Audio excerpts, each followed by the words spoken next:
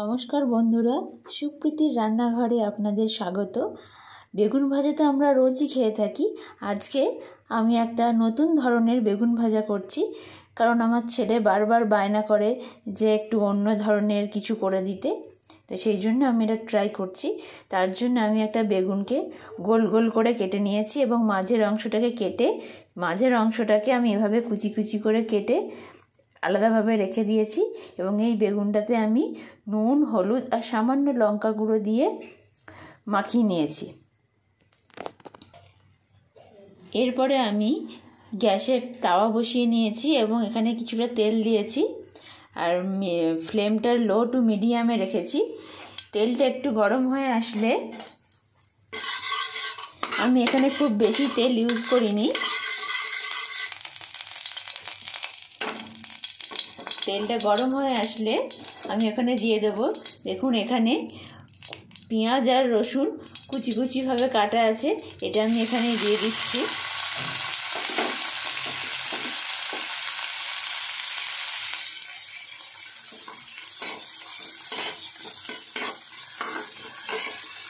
দিয়ে এটাকে আমি ভালোভাবে একটু ভেজে নেব।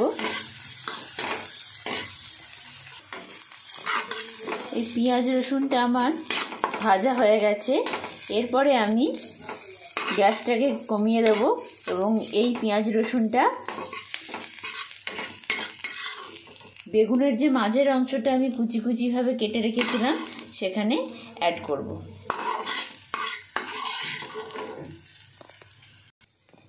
এরপরে আমি এই প্যানটার ওপরে একটু তেল দিয়ে দেব।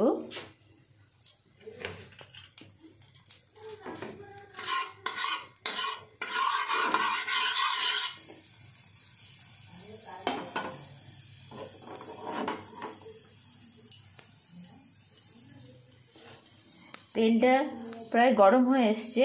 এরপরে আমি বেগুনগুলো এখানে দিয়ে দেব ভাজার জন্য।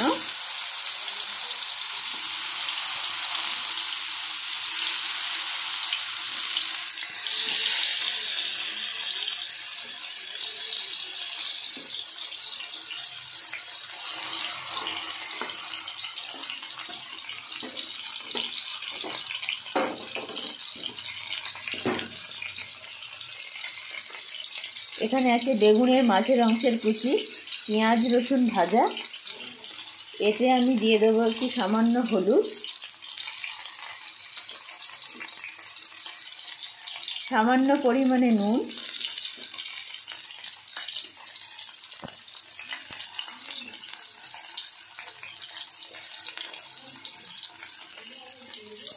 একটু লঙ্কার গুঁড়ো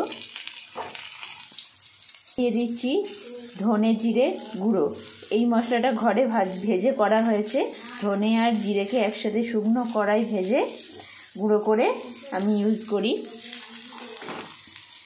এদিকে দেখুন বেগুনটা লো ফ্লেমে ভাজতে দিয়েছি আর দিয়ে দিয়েছি একটা ডিমকে ফাটিয়ে দিয়ে দিয়েছি আর দিয়ে দিচ্ছি ধনেপাতা কুচি।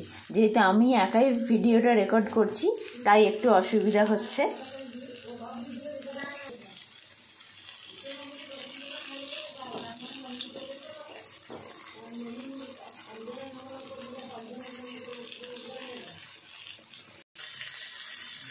এই বেগুনের মাঝের অংশের কুচির সাথে আমি একটা ডিম ফাটিয়ে দিয়েছি আর একটু ধনেপাতা দিয়ে ভালো করে মেখে নিয়েছি। মেখে নিয়ে এই মাখাটা বেগুনের মধ্যে এই গর্তগুলোয় দিয়ে পূরণ করে আমি আস্তে আস্তে উল্টে দিচ্ছি। যেহেতু আমি একাই রান্নাটাও করছি আবার ভিডিওটাও রেকর্ড করছি তাই আমার একটু অসুবিধা হচ্ছে। গ্যাসটা কিন্তু আমার মিডিয়াম ফ্লেমেই আছে।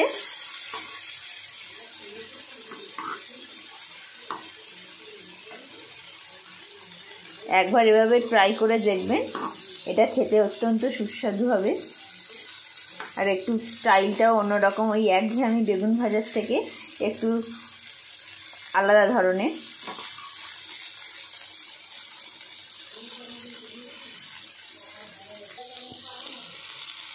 বেগুনগুলো আমি মোটামুটি উল্টে পাল্টে ভালো করে ভেজে নিয়েছি। এরপরে আমি একটা একটা করে বেগুন তুলে রাখবো। পুরোটাই কিন্তু আমি লো ফ্লেমে করেছি। ফ্লেমটা যদি হাই করা থাকে তাহলে পরে যে অংশটা অ্যাড করা হয়েছে সেটা ভালোভাবে ভাজা হবে না এবং বেগুনটা কাঁচা কাঁচা লাগবে। তাই পুরো রান্নাটাই লো ফ্লেমে করেছি। আপনারাও চেষ্টা করবেন যে লো ফ্লেমে পুরো বেগুনটা ভাজা করতে। এরপরে আরও কয়েকটা রয়ে গেছে, সেগুলো আমি এখানে আবার আস্তে আস্তে দিয়ে দিচ্ছি।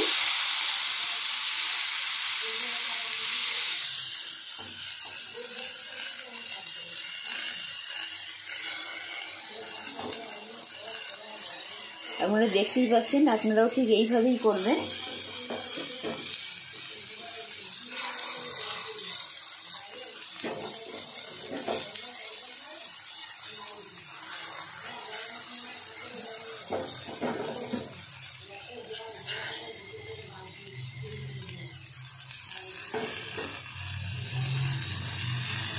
এগুলোকেও আমি লো আঁচে ভেজে নেব, দিয়ে খুব সুন্দরভাবে এগুলো পরিবেশন করা যাবে।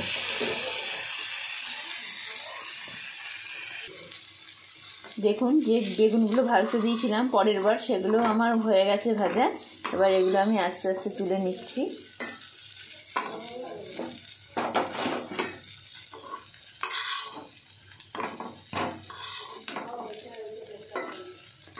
এবারে এগুলো খুব সুন্দরভাবে গরম গরম ভাতের সাথে পরিবেশন করা যাবে।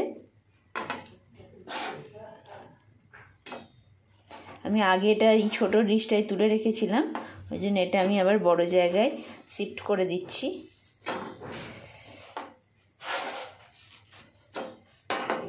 এবারে এগুলো গরম গরম ভাতের সাথে পরিবেশন করা হবে।